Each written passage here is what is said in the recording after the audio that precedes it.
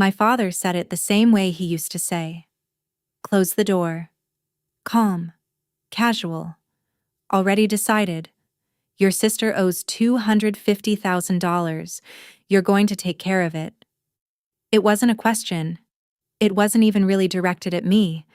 It was delivered the way you deliver information to someone whose role has already been assigned, someone whose response doesn't actually matter.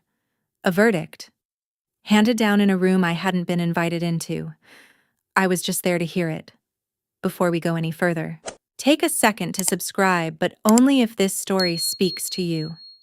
I'd really love to know, where are you tuning in from? And what's the temperature like there today? This is a fictional story. Some elements have been enhanced with the help of AI to make it more vivid, but the emotions, the choices, the consequences, those are real in every way that matters. Now, let me take you back to where it all began. It was a Sunday afternoon in January, the kind of January that Columbus, Ohio does: quietly flat skies, heavy air. A cold that doesn't sting so much as it settles over everything and refuses to move. My parents' kitchen smelled like rosemary chicken that had been sitting too long. Lunch had been made. No one had touched it. The pan was still on the stove. My coat was still on my shoulders. I had been inside for maybe 10 minutes. My father sat across from me at the table, hands folded like he was reviewing something routine. My mother sat at the far end, closer to him than to me. Her hands were in her lap, both of them, and she was staring at them. Not casually, not absent-mindedly, but the way you stare at something that already told you the truth and you're hoping. If you don't look away, it might somehow change. I noticed that. I stored it away. I would come back to it later. Lena's business collapsed. My father continued. My sister. Of course. There are creditors. Multiple accounts. Some of them have your name attached from when you helped her secure that loan a few years ago. He paused. Not uncertain. Not searching for words. Just moving through a plan he had already finalized. This is a family situation, he said. And we handle family situations together. Meaning one thing. You pay it. He added. We clean it up. And we move on. Like that settled it. I looked at him. Then I looked at my mother. She hadn't moved. Still staring at her hands. How long have you known? I asked. My father's expression tightened slightly. Not anger, just irritation at deviation. That's not what matters right now. It is to me. He said my name. Casey. Just that. The way parents say your name when they're deciding whether to acknowledge your question or ignore it completely. My mother didn't move. How long? Mom, I asked again. She finally looked up. There was something in her face, not exactly guilt, not exactly fear, but close enough to both that you didn't need to name it. She opened her mouth, then closed it, and glanced at my father. That was enough. I didn't need anything else. I had been in enough difficult conversations in my 33 years to recognize what was happening.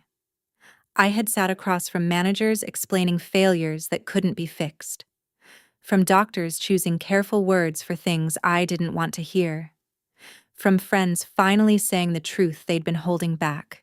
You learn, eventually, how to read a room, not what it says, what it's already decided.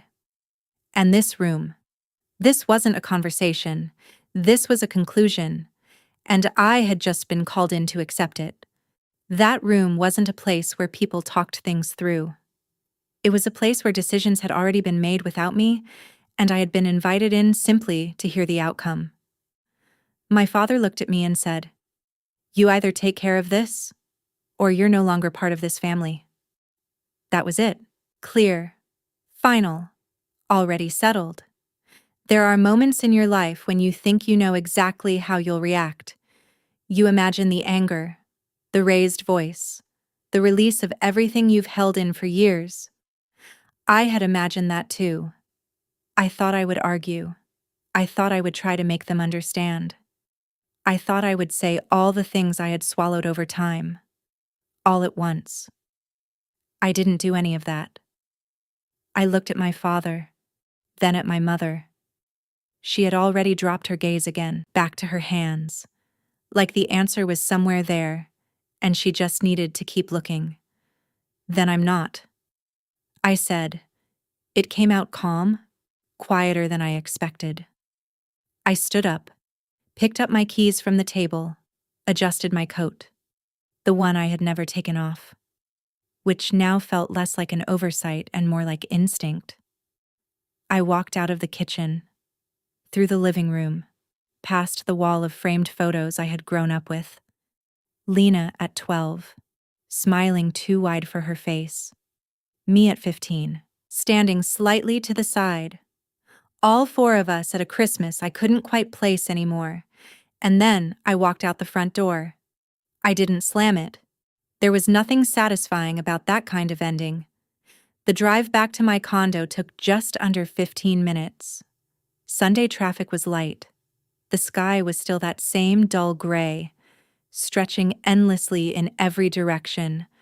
My hand stayed steady on the wheel. That surprised me. The radio stayed off. The heater clicked on. Low at first, then steady. I drove without really thinking about where I was going. Just following the familiar turns and lights, the kind of automatic navigation your body takes over when your mind is somewhere else entirely. When I got home, I hung my coat by the door. I stood in the kitchen for a moment without turning on the lights. Then I slid down to the floor, my back against the cabinet, and cried. 12 minutes. I know it was 12 because I watched the microwave clock the entire time. I don't know why that mattered. Maybe I just needed something measurable, something that had a clear beginning and a clear end. When the 12 minutes were up, I stopped. Not gradually, just stopped. I got up, washed my face at the sink, and made a cup of coffee I didn't actually want. It gave my hands something to do. Then I sat down at my kitchen table. My table, not theirs. Not a place where decisions were handed to me like instructions I was expected to follow. I opened my laptop and typed 2 words into the search bar. Credit report. The results loaded almost instantly. I already had a monitoring service. I'd always had one. I was careful like that. I paid attention. I clicked into the full report and waited for the data to populate. The number at the top of the screen made me stop. I placed my coffee down carefully. Too carefully. Like I didn't fully trust my hands. It wasn't a number I recognized. It wasn't even a number I could reasonably explain. Not from a missed payment. Not from a bad month. Not from anything that made sense in the normal way things go wrong. This was something else. I stared at it longer than I meant to. Then I reached for my phone and called Ethan. The score had dropped 193 points in 3 months. 193. That doesn't happen gradually. That's not a late bill here, or a high balance there. A credit score doesn't fall like that unless something underneath it has already broken. Something structural, something deliberate. I stood up, took the coffee I had just made, and poured it down the sink. Then I started another pot. I sat back down at the table and pulled the laptop closer, scrolling slowly, line by line. There were accounts I recognized. My mortgage, my car loan, paid off a 1.5 years ago. Still sitting there like a small, quiet success. 2 credit cards I had opened myself. Both with low balances because I had always paid more than the minimum. Always. Because that was who I was. The kind of person who read every statement, who tracked every balance, who knew exactly where her money went and why. Then there were accounts I didn't recognize. The first one was a business line of credit. The lender's name meant nothing to me. The balance read, $92,000. I checked the opening date. 3 years ago, my social security number was listed as the primary borrower. I stopped moving. For a moment. I didn't scroll. I didn't breathe any differently. I just sat there, very still, as something from 4 years earlier surfaced without being asked. My parents' living room. It always smelled faintly of the same cleaning solution they'd used for decades. Something sharp, something artificial, something that never quite faded. Lena was sitting across from me. Her hair was done. Her voice was bright in that very specific way she could turn on when she needed something. The kind of brightness that made you feel chosen, important. Like you were the only person whose opinion mattered. She had printed a business plan, spiral-bound, clean, organized. A boutique wellness studio, she said, in Short North. The part of the city where people went when they believed things were about to work out. She had a location in mind. She had already spoken to a contractor. She had numbers, projections, timelines. What she didn't have was credit. My father had leaned forward slightly. "It's just a cosign," he said. 45,000. A formality. He had gestured toward the plan in front of me. "She'll make the payments. Look at how serious she is."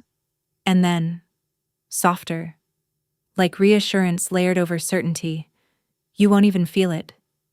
And if anything happens, which it won't, we'll deal with it together. As a family." I said yes. I remembered looking at the documents. The number, $45,000. My name in the cosigner section. Lena's in the borrower line. I asked for a copy. My father said he'd send it. I drove home and waited for it to arrive. It never did. I told myself I would follow up. I didn't. Because I was busy. Because I trusted them. Because trusting your family is not supposed to be the thing that costs you everything. I came back to the present slowly, my eyes returning to the number on the screen. 45,000 had become 92. A refinancing. One I had never agreed to. Documents I had never seen. Signatures I didn't remember making, or hadn't made at all. I scrolled down. Another account? Different institution. Another business line of credit. Balance $68,000. My social security number again listed as the primary borrower. No mention of Lena anywhere in the summary. Opened 2.5 years ago. A third account followed. $37,000. Same structure. Same pattern. Then a personal credit card. The kind that arrives quietly in a plain envelope. The kind that requires nothing more than a name, an address, a birth date, a social security number. Everything Lena had. Everything she had access to simply by being my sister. The balance was $53,000. The account had been open for 2 years. I had never seen the card. Never activated it. Never used it. Not once. I added the numbers. Then I added them again. I'm not an accountant. I work in marketing. But I know how to add. Both totals came out the same. $250,000. I sat there in the dim light of my kitchen, the laptop casting a pale glow across the table. I didn't turn on the lights. I didn't move. Outside. A car passed by, its headlights sweeping briefly across the ceiling before disappearing again. And I sat there, staring at the screen, realizing that what my father had asked me to pay wasn't something that had just happened. It had been happening for years. Somewhere down the hall, a door shut, a small, ordinary sound. The kind you hear every day without noticing. The kind that belongs to a normal evening in a normal apartment. Except there was nothing normal about the woman sitting in the dark, staring at a screen that had just rearranged the shape of her life. The feeling wasn't anger. Not yet. It was something quieter, heavier, something without a clear name. It settled in my chest like weight placed there without warning.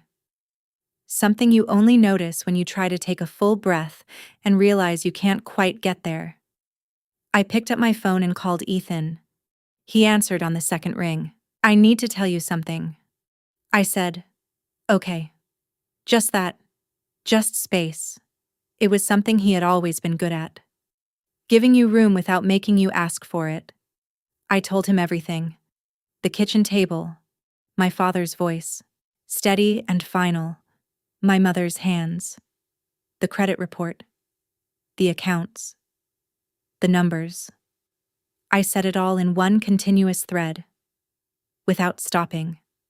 Without circling back. I didn't cry. That surprised me. But maybe there's only so much of that you can do in a single night. And I had already used mine. Ethan didn't interrupt. He never did when something mattered. He understood that some things have to be fully said before they can be responded to. When I finished, there was a brief pause. Then he said, "I'm coming over."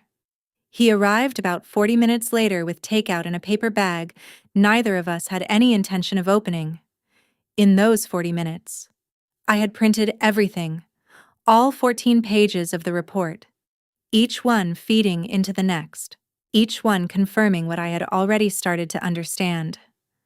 I laid them out on the kitchen table under the overhead light. When Ethan walked in, he didn't comment on the setup. He just sat down across from me and started reading. Slowly, carefully. The way he approached everything, no rushed reactions, no visible shock. I watched his face while he moved through the pages. It didn't give much away. That was part of what made him good at what he did. The ability to absorb information without projecting anything back until he was ready. He reached the final page and set it down. Then he looked at the accounts again. The dates. The sections listing borrower details. The repeated appearance of my social security number. Then he looked at me. "Casey," he said, "this isn't about co-signing." I let out a breath I hadn't realized I was holding. "Tell me what this looks like from the outside." He added. So I did. I said someone had access to everything. My social security number, my date of birth, my address history, my signature, or at least something close enough to it. And that access started 4 years ago, with the loan I agreed to, the one I signed myself, the one I watched my father place neatly into a folder like it was something contained, something finished. After that, I said, someone used that information, not once, repeatedly, over time, to build something I had never seen, to refinance the original loan without my knowledge, to open new lines of credit in my name at institutions I had never interacted with, to apply for a credit card that had been mailed somewhere else, activated by someone else, used by someone else. Ethan listened without interrupting. When I stopped, he asked, "How many people had access to all of that at the same time?" I didn't answer. I didn't need to. While he continued, asking questions in that steady, methodical way he had, the kind shaped by years of working through problems piece by piece. I found myself drifting somewhere else, not fully gone, still sitting at the table, still hearing his voice, but pulled slightly to the side, into something that kept resurfacing no matter how much I tried to stay focused on what was in front of me. I was 16. It was my birthday. The same house, the same carpet, the same pale light coming through the kitchen window. My father walked in carrying something from the car, wrapped loosely with a ribbon. For a second, standing there with my backpack still on my shoulders, I thought it might be for me. It was a Saturday. My birthday had fallen on a Saturday that year. He brought it inside and set it in the living room. A bike. Blue. With silver handlebars. Lena made a sound I still remember. Something between a gasp and a laugh. the kind of sound you make before you've learned how to hide excitement. I stayed in the doorway. My father glanced at me and said, "Your sister asked for it." Then, like he was finishing a thought I hadn't quite formed yet, he added, "You don't need things like this. You always figure things out." He wasn't trying to hurt me. That's the part that's hard to explain. He meant it. To him. It was a compliment. You're capable. You're independent. You don't need as much. He was proud when he said it. That was what made it complete. I got a card. There was $20 inside. I thanked them. Went upstairs. Sat on the edge of my bed with my backpack still on.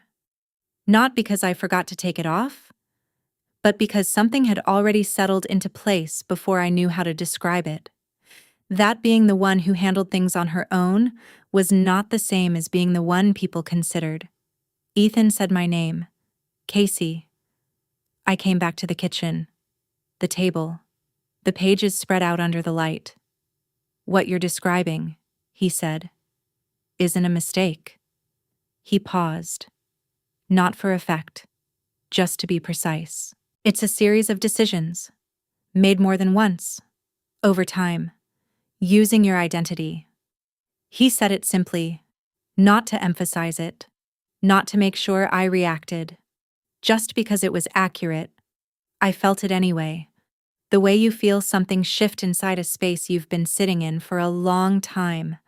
Like the furniture has been moved while you weren't looking.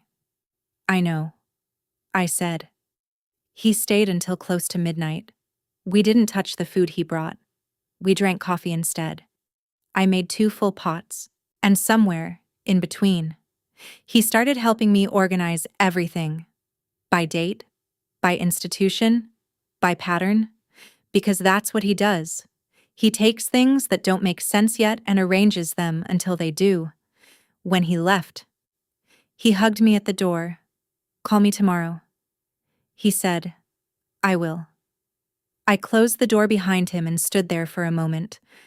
I didn't sleep much that night. The next morning, I went to work.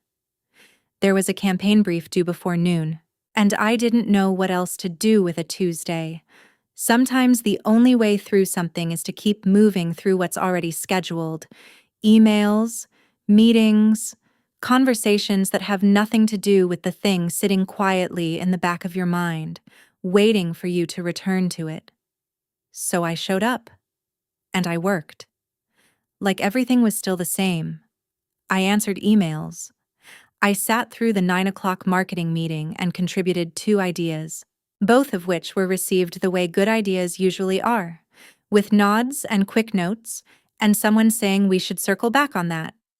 And I looked around the table at the people I worked with and thought, none of them know that I am sitting here with $250,000 in fraudulent debt attached to my name.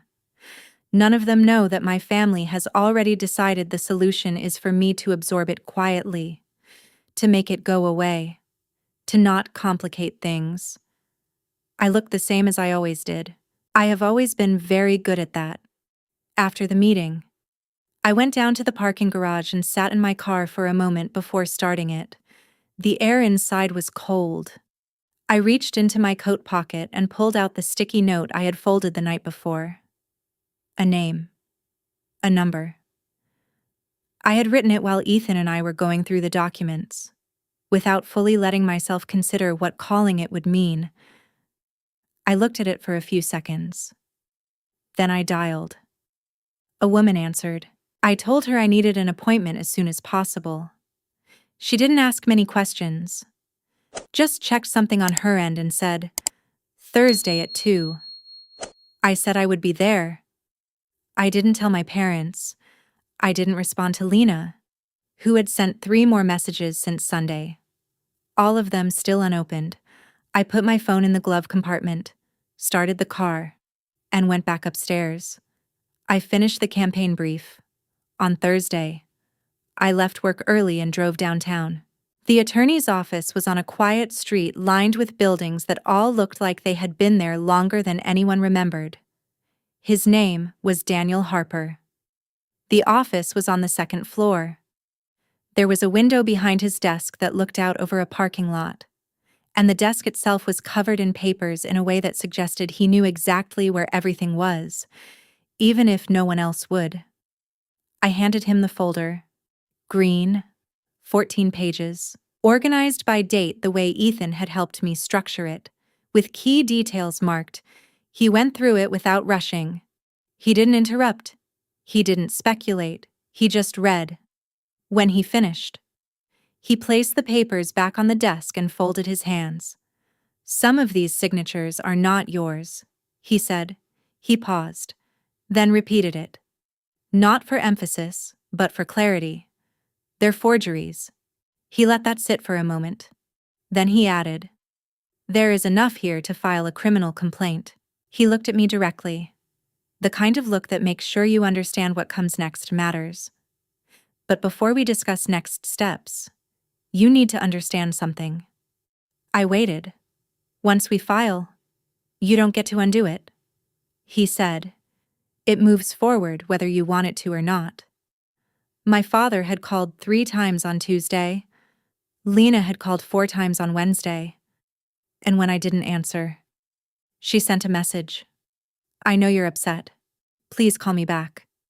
We can figure this out. I read it that evening in the parking garage after work. Standing beside my car with the engine still off, then I turned the screen off and dropped the phone into my bag. I drove home. Not because I was angry, or not only because of that. I wasn't ignoring them. I was deciding. I wasn't ignoring them just because I was angry. I was ignoring them because I was working. Daniel had given me a list. Every document tied to the original loan. Every statement from the unknown accounts. Every message from my family that mentioned the debt. And a timeline of everything I could remember, as precisely as possible. So I built it. Tuesday and Wednesday nights, I sat at my kitchen table with the 14 pages, a legal pad, and my laptop. Ethan came over Tuesday and helped me organize everything by date. He didn't say anything unnecessary. That's one of the reasons I've kept him in my life. The more I organized, the clearer it became. The credit card listed my parents' address. The refinance used a phone number I didn't recognize. The signature looked like mine, but only at a glance. Close enough to pass. Not close enough to be real. Daniel had seen it immediately. He called it what it was. Forgery. On Wednesday evening. Around 6:20 the intercom buzzed. I almost didn't answer. Then I checked the screen. My mother stood in the lobby, still in her coat. Her expression carefully held together in that way she uses when things are already falling apart. I let her up. I opened the door before she knocked. She stepped inside and did what she always does. A quick, quiet scan of the space, making sure everything looked right. It did. Except for the table, the printed reports, the notes. Her eyes lingered there before returning to me. Can we sit? She asked. We sat across from each other. She spoke the way I expected. Family first. Lena made mistakes. But she's still your sister. Families don't abandon each other. Your father isn't sleeping. This will hurt everyone if you keep going. She asked if we could sit down together, all of us, and find a way forward that didn't destroy anyone. She meant it. She wasn't pretending. She was scared. And beneath that fear was something else. A kind of love that refuses to choose, and in doing so, already has. I let her finish. Then I asked, how long have you known? She opened her mouth, then stopped. Her eyes drifted to the window behind me, toward the parking lot lights coming on in the dark, like she was looking for something out there. I don't think she found it. Not about the original loan. I said, I know you were aware of the original loan. I said, I'm asking about everything after that. The refinancing, the other accounts. How long my mother's hands, which had been folded neatly in front of her, came apart. She placed one palm flat against the table, then the other, as if steadying herself against something that wasn't visible but was very much there. Her face shifted in small, uncertain ways. I watched it closely, and I understood what I was seeing. She was searching, not for the truth, but for a version of it that would be easier to say, something softer, something that might land differently. She didn't find it. The silence stretched between us, and in that silence, I heard everything I had already heard before. In my parents' kitchen, in the pauses, in the things not said, I already knew. I need you to leave, I said. She didn't argue. She stood slowly, like someone who had run out of strength rather than made a decision, and walked toward the door. A moment later, I heard her in the hallway, crying. Not loudly, not dramatically, just the quiet sound of someone who had been holding something together for too long and had nothing left to hold it with. I stood on my side of the door and listened, until the sound faded, until her footsteps moved farther away, until the elevator doors opened and closed. Then the building went still. I walked into the living room and sat down on the couch without turning on any lights. I didn't curl up. I didn't move. I just sat. The kind of sitting that comes after something has already taken everything it can from you. Outside, the city continued as it always does, a distant siren moving away, the low hum of the refrigerator behind me, the quiet, steady presence of a space that belonged only to me. The television screen was dark. I could see my reflection in it, faint and almost indistinct, a woman sitting alone in a dim room. I looked at her for a long time. I had been afraid of this my entire life. Not this exact moment, not this room, but the idea of it.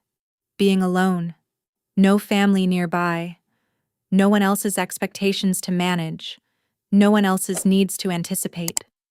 I had been taught, slowly and without words, that this was the cost of being difficult, that if you didn't give people what they needed, you would end up here, alone, and it would be your fault. I sat there and waited to feel that. The loneliness, the regret. It didn't come. What I felt instead was quiet, not empty, just quiet. The kind of quiet that doesn't ask anything from you. My apartment, my space, my reflection, looking back at me without expectation. I reached for my phone and called Daniel. When he answered, I said, "What do we file first?" Later that night, after everything had settled into place in a way that felt different from before, I sat back down at the kitchen table. It was 12:20 a.m. The documents were still spread out in front of me. I dialed the fraud department number I had written down earlier. And this time, I made the call. A representative picked up on the fourth ring. Marcus. He said. I wrote his name down, along with the time and date. I've always documented things like this. I wasn't going to stop now. I explained what I had found. Account numbers, institutions, opening dates. He listened, then walked me through placing a security freeze on my credit with all 3 bureaus. No new accounts could be opened while the investigation was active. He gave me 3 case numbers. I wrote each one down. Then 48 business hours when he said someone from the fraud team would follow up. I hung up at 1:14 a.m. Then I went back to the report. I needed a timeline, so I built a spreadsheet. Account, institution, date, balance, address, contact number, 6 columns, 7 rows.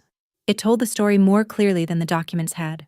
No emotion, no interpretation, just facts. I printed it and added it to the folder.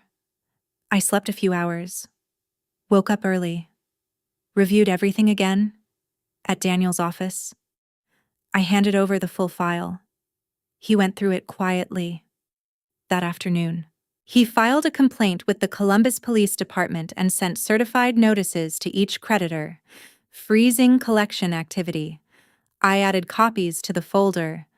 By the next day, things started moving.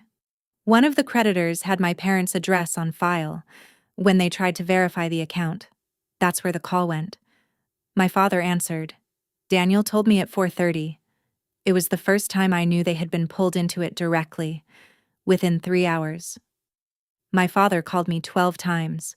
I watched the calls come in while sitting in my car after work. I didn't answer. Not because I chose to ignore him, because I was told not to. Until the complaint was processed, I wasn't allowed to discuss anything with anyone connected to it. My father was already listed in the file. The next morning, Daniel called. The report's been flagged. He said, then, after a pause, it's being referred. You'll be contacted by the FBI Financial Crimes Division. I was sitting in my car. Engine off. I had been there longer than I realized. I said, okay, and stayed still, understanding that this had moved beyond anything that could be handled quietly anymore. I understand, I said. Daniel let a brief silence settle before continuing. This changes the nature of everything. He said, once it moves to the federal level, the process is no longer something we can guide in the same way. It moves at its own pace. There will be parts of it that neither you nor I can control. He paused again, just long enough to make sure I was following, and in practical terms. It means this can't be handled quietly anymore. Not by you, not by me, not by your family, I said. Okay. We ended the call. I stayed in the car. A car passed behind me, slow, searching for a space, somewhere above. A door opened and closed. The low hum of the garage lights filled the air, steady and indifferent, the way it always is. I sat there, hands resting loosely on the steering wheel. The thing I kept returning to wasn't Lena. It wasn't even my mother. It was my father. His voice at that kitchen table, the calmness of it, the certainty, the way he had said it as if the request made perfect sense. 45,000 had become 92. Then more. Then everything else layered on top of it until it reached 250,000.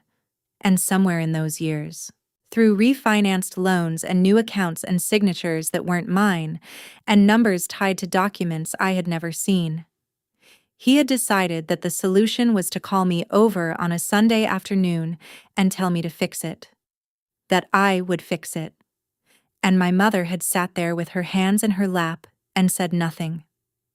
I reached for my phone and opened the Notes app. I started a new page. At the top, I typed 3 lines. What I know. What I can prove. What I need. Up until that moment, I had been reacting, reading, sorting, waiting. That was over. Now I had structure, a case number, a federal referral, a complete file, 3 confirmed reports, names, dates, evidence. I wasn't waiting anymore. At 6:47 that evening, my phone rang, a number I didn't recognize. Local area code. I answered. Is this Casey Reed? Yes. This is Special Agent Morales with the FBI Financial Crimes Division. I'd like to schedule a time to speak with you. We set the appointment. 2 days later, I walked into the federal building downtown. It didn't look like what I expected. No signs announcing what it was. No visible markers. Just another building that could have been anything. I had never been inside one before. The waiting area was simple. A row of chairs fixed to the wall. A reception window with thick glass that distorted the person behind it just enough that you could see movement, but not expression. I sat down and waited, and I thought about how many people had sat in that same place, waiting for conversations they never imagined having. My name was called 2 minutes after the scheduled time. I noticed that, not because it mattered, but because I was still noticing everything. Agent Morales walked out to meet me. She was smaller than I expected from her voice. Her posture was precise, controlled. The kind that comes from years of working in environments where presence matters. She shook my hand, introduced herself again, then led me down a hallway that looked exactly like every hallway you've ever seen in a building that doesn't need to explain itself. We entered a small room, a table, 2 chairs, nothing else. She sat across from me, opened a folder, and looked up. "Let's start from the beginning," she said, and this time, I did. She shook my hand and led me into a small room with a table, 2 chairs, and bare walls. The meeting lasted about 40 minutes. Most of it was procedural. She explained what the investigation would involve, what kind of timeline I should expect, and what I could and could not say while the case was active. Agent Morales didn't make promises. She gave me a case number, a direct line, and a folder outlining the process of a federal fraud investigation. She spoke clearly, without dramatics. The way someone does when they've had this conversation many times and understand that clarity matters more than reassurance. At the end, I asked, "What do you need from me?" She told me. I wrote everything down. I've asked for help before in my career, resources, feedback, time, but this was different. This wasn't about a project or a deadline. It was about something done to my name. Asking for help like that requires admitting that you were vulnerable to something you didn't see coming. I asked anyway. She answered. I left with the folder under my arm, drove back to work, and made it to my 3 o'clock meeting that evening. Around 7, I got a message from Clara. She had known both Lena and me for years, close enough to both sides to be asked to step in, but not close enough to take a side. Lena asked me to reach out. She wrote, "She's scared. She wants to talk. She says it's all a misunderstanding and she needs a chance to explain." I read it twice. Then I set my phone down and started making dinner. I didn't respond. Not to Clara. Not to Lena. Even though her voice was there in every word. The framing, the tone, the familiar way of presenting fear at exactly the moment it might shift the outcome. I ate. I cleaned up. I went to bed. And I slept better than I had since Sunday. The next morning. My father called at 10 o'clock. I almost ignored it. Then I answered. I wanted to hear what he sounded like now. It was different. Not quieter. Exactly. But lighter. Less certain. The firmness from Sunday was gone. "Casey," he said, "I think we should meet. Talk this through. As a family." "There's nothing to talk through," I said. "The process has started." There was a pause. Then he said, "Please." I had heard him say that word many times before, but never like this. Not as a formality, as a request, as something that might be refused. "I'll let Daniel know you reached out," I said. Then I ended the call. That afternoon, Daniel sent a certified letter to Lena, 2 pages, clear and direct. She was not to contact me, not directly, not through anyone else, not my workplace, not any financial institution connected to me. Everything from that point forward would go through legal channels, nothing else. Daniel's letter was clear. Any violation would be documented and reported. I received a copy and added it to the folder. By the next morning, things began to unravel. Lena had been making minimum payments on the accounts through a separate bank account in her own name.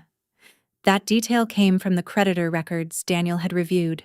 When the accounts were frozen, those payments stopped. 3 accounts went delinquent at the same time. It was the first business day after the freeze fully took effect. The notices were sent to the addresses on file. 2 of them were my parents' house. Daniel called me that morning to explain what had happened. By the time he did, my father had already tried calling twice. I didn't answer.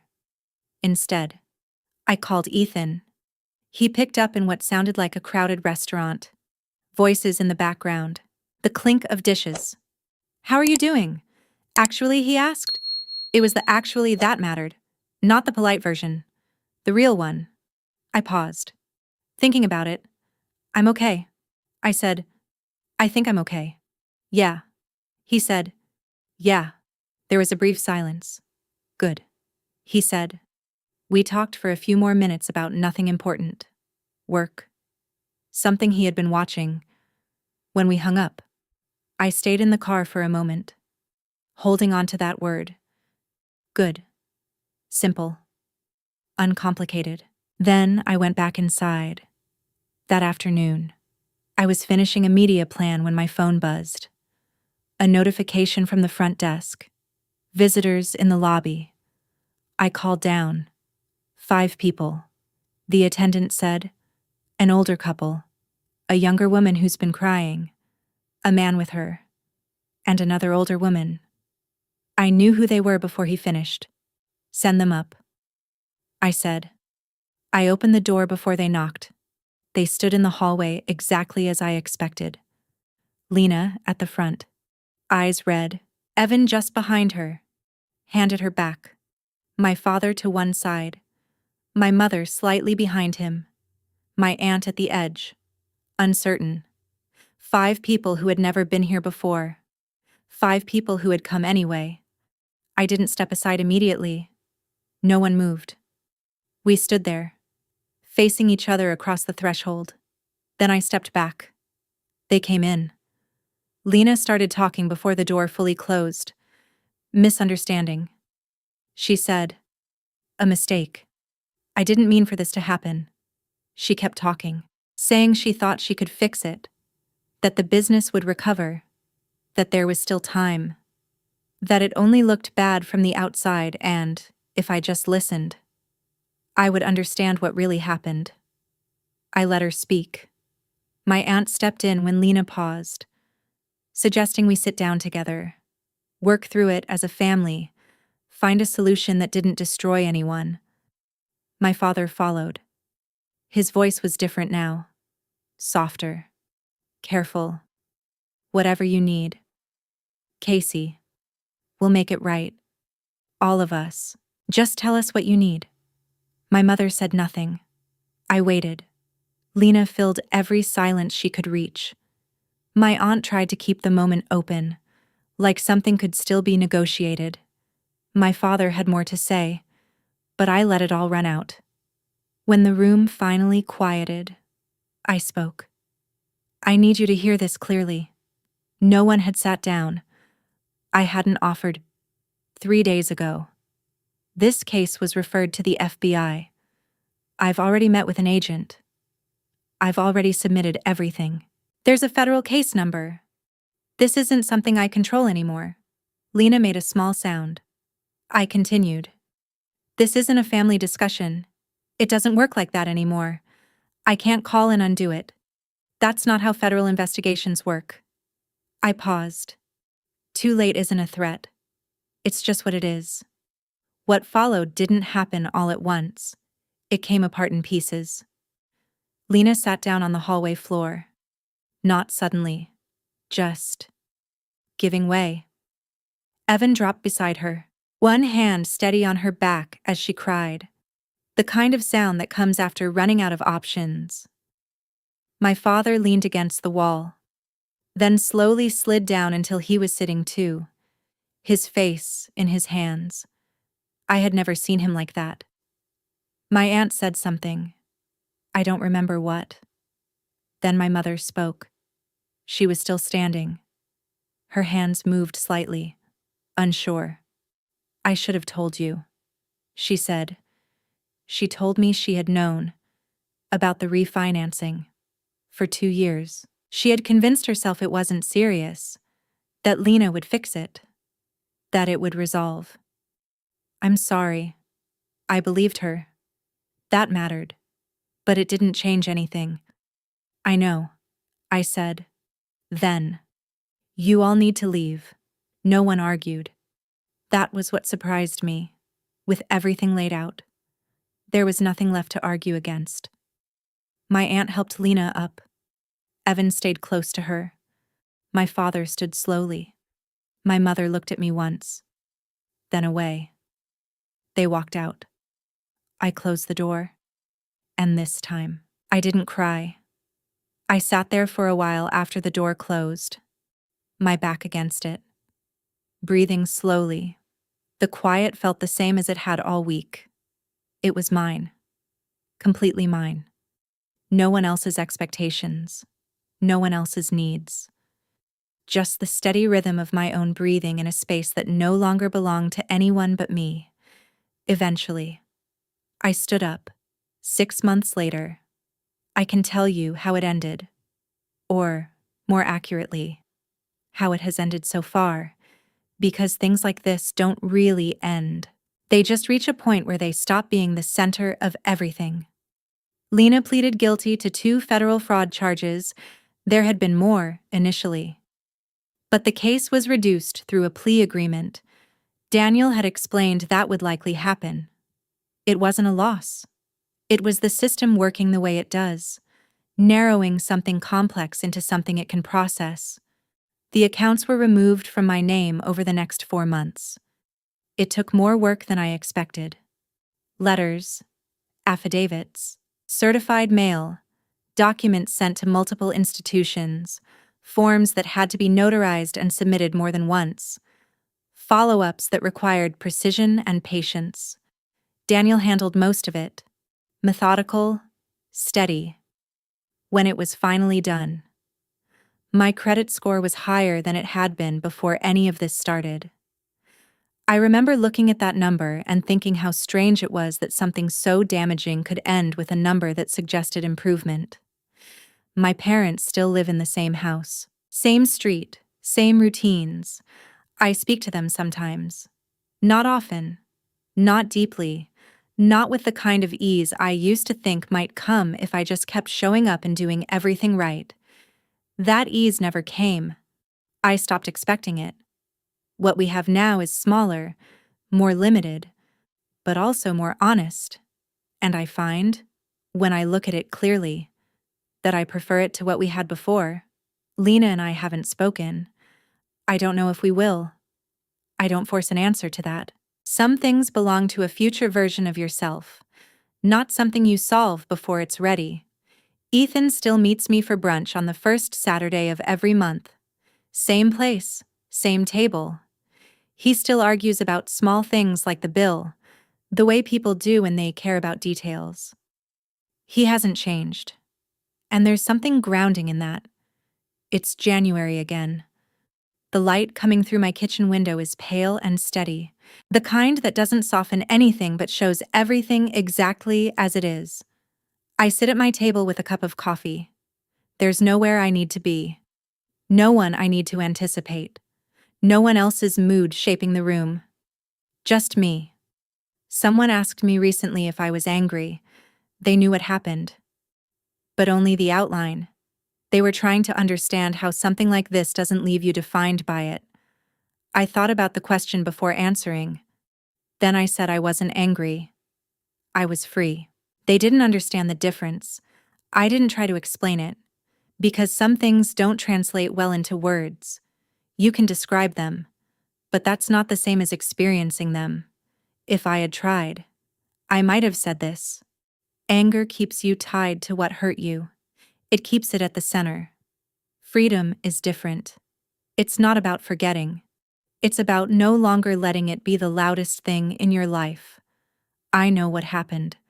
Every detail, every number, every decision. But it doesn't define the room anymore. I called my bank that night because I stopped waiting for someone else to fix it. I filed the complaint because the alternative was silence. And silence would have made me someone I didn't want to become. I said too late because it was... And then I stood up. I'm not the same person I was that Sunday. I don't think I could go back to her even if I tried. She believed being strong meant needing nothing, handling everything, Staying. No matter what. I stayed for a long time. Now I don't.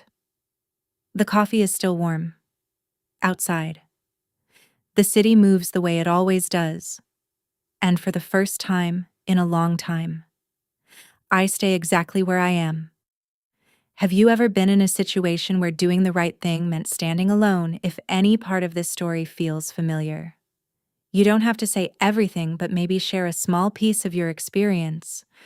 Sometimes, just one honest sentence can help someone else feel less alone. What this story reminds us is simple. But not easy. Being strong doesn't mean carrying everything for everyone.